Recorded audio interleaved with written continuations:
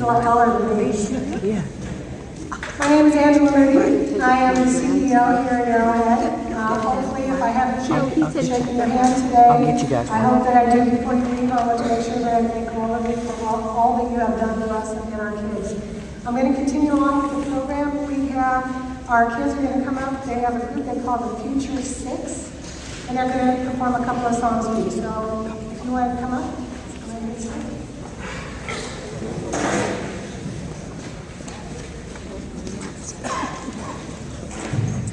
Just a second. Everybody like their food this evening? Oh, yeah.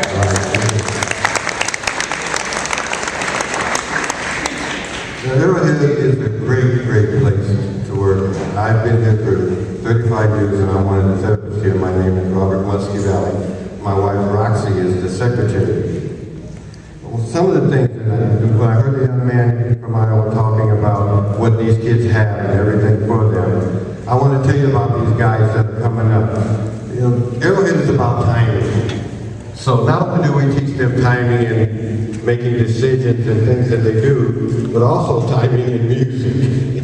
So we've been working with them. Mr. Collins, who is our music man, is usually the gentleman that sits down with these young guys and helps them learn their notes, help them stay on time. So they practice pretty hard on trying to do that. It's not the Eddie Van Halen band, but it is Arrowhead's Future Six.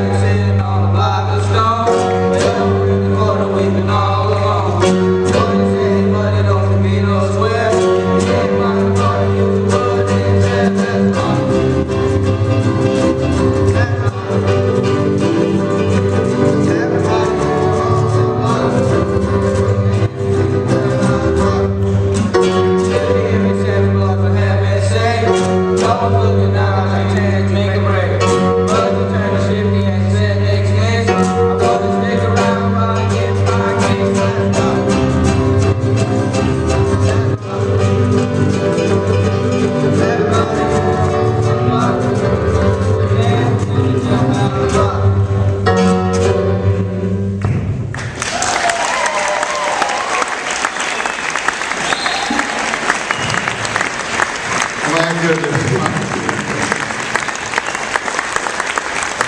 Oh, ladies and gentlemen. D'Angelo.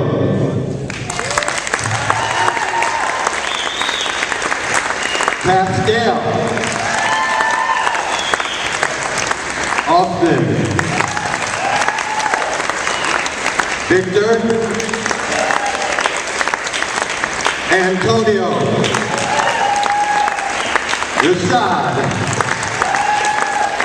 Ladies and gentlemen, Arrowhead Future 6.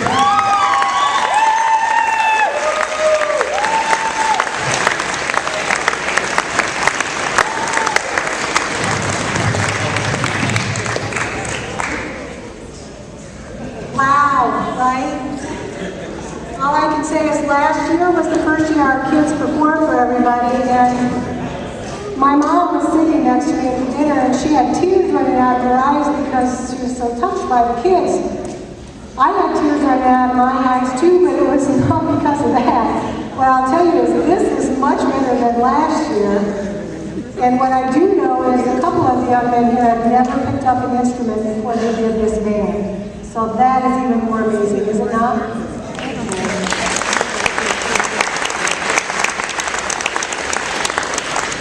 I didn't have to put a program together today because we got a guest speaker, and I was really pleased to hear what Julian had to say, because what he said is exactly the truth, and it is what you're seeing tonight with the kids. So you're seeing that they're having an opportunity to do something that perhaps they've never done before.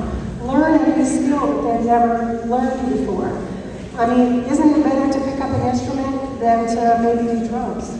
So I think that was a really positive message from Julian tonight. The next person that's going to come do a presentation for you is an original reading by an Arrowhead youth. Her name is Claire. And I would like to have Claire come up and read to you something that she wrote. Here's Claire.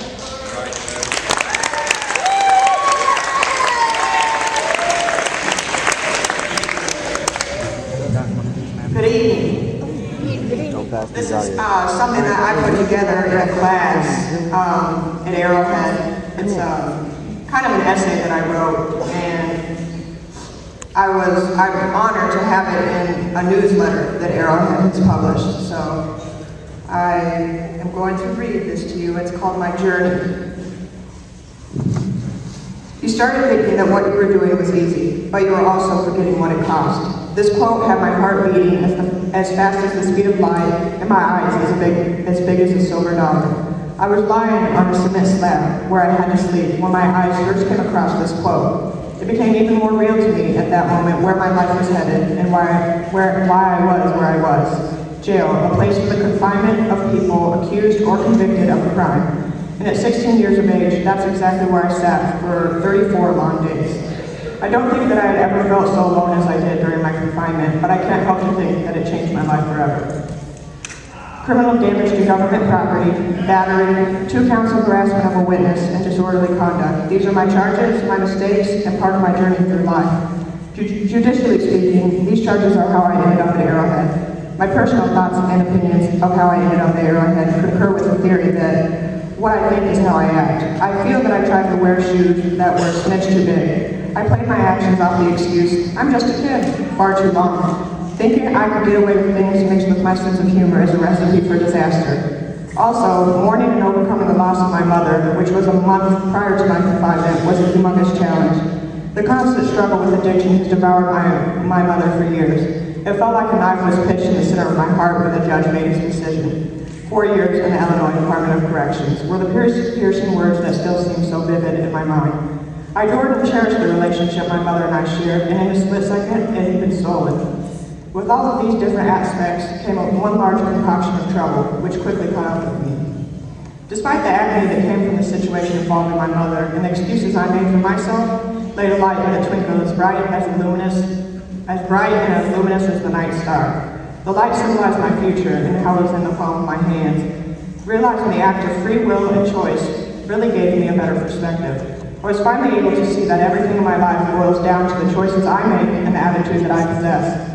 However, that knowledge does not just magically appear in my mind. I learned it during my journey at Arrowhead. It It was quite overwhelming to endure all the love and wisdom from the people at Arrowhead, but it helped me be a better person. So the negative choices and circumstances turned into an exceptionally positive experience at Arrowhead. Throughout my stay, I often wondered when the transformation of myself will become apparent. Every day, every week, every month, I would search for the difference in myself. I never truly saw a change in myself until I wore myself out looking for one. When my focus became solely on myself and not about my time at Arrowhead, I noticed the change that had taken place inside myself. I believe that I will always be the Claire I was when I was first born, but my attitude and my values would be rewired to accompany me in a better life.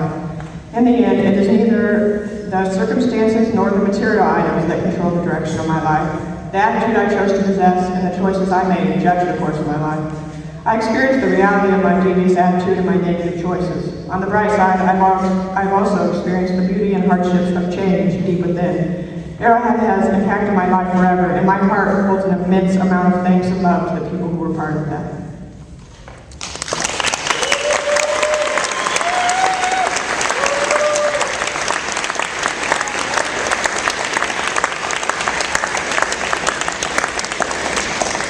Claire will be leaving us pretty soon and will be a high school graduate when she leaves at the end.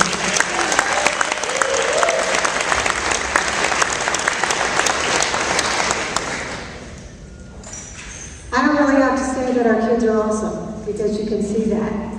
Right now, our kids are going to be presenting all of you that are volunteers with a special gift that they made for you.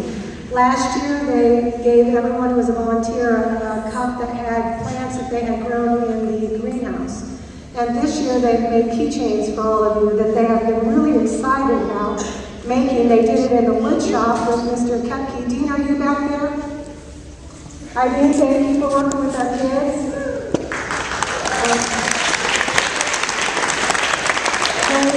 They also made the special lanyards that are attached to the keychains. So if you are a volunteer, please raise your hand so that the kids can each come up and take you with their gift.